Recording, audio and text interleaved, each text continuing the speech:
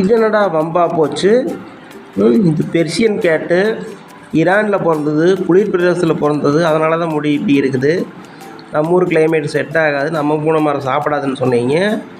இதுன்றான நம்ம பூனை வணங்கியவே எடுத்து ஈரானில் பிறந்த பூனைக்கு நம்ம பூனை வணங்கி ஏதாவது குப்பை மேனித்தலை பற்றி என்ன தெரியும்னு நினச்சி பார்த்தா எடுத்து கடிகடின்னு கிடைக்குது. நம்ம பூனைக்குட்டியை கூட 6 மாதம் ஆனதுக்கப்புறம் தான் வந்து சாப்பிட்றக்க ஆரம்பிக்கு. இதுன்றானா 3 மாதத்து குட்டி இதுவே சாப்பிட்றக்க ஆரம்பிச்சிருச்சு. ஹாய் பட்டு, பட்டுக்குட்டி, நீ நாட்டு பூனையை உருவாயிட்டியா?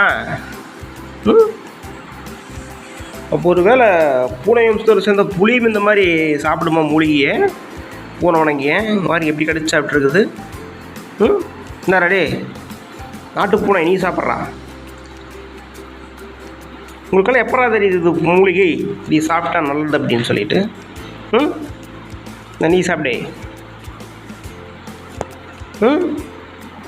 கடிச்சு சாப்பிடு. சரி, இதுக்கு சின்னதாக ரேஷஸ் வந்துருந்துச்சா, அதுக்கு பூனை வணங்கி வச்சா டக்குன்னு கேட்குன்னு சொல்லிவிட்டு இந்த பூனை வணங்கியை கொண்டு வந்து எடுத்து வச்சுவிட்டேன். வச்சுட்டு கீழே போட்டால் எடுத்து தின்னுட்டு இருக்குது வேற கடிச்சு. வந்தீங்கன்னா பாருங்க எப்படி. ஏய், ஒரிஜினல் நாட்டு பூனை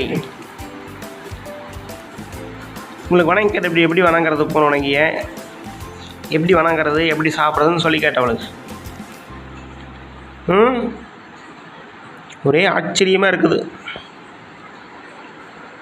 இந்த மாதிரி தலையை திங்கக்கூடாது, வேறத்தான் திங்கணும் பூனை. வந்தா சாப்பிடு, உடம்புக்கு ரொம்ப நல்லது.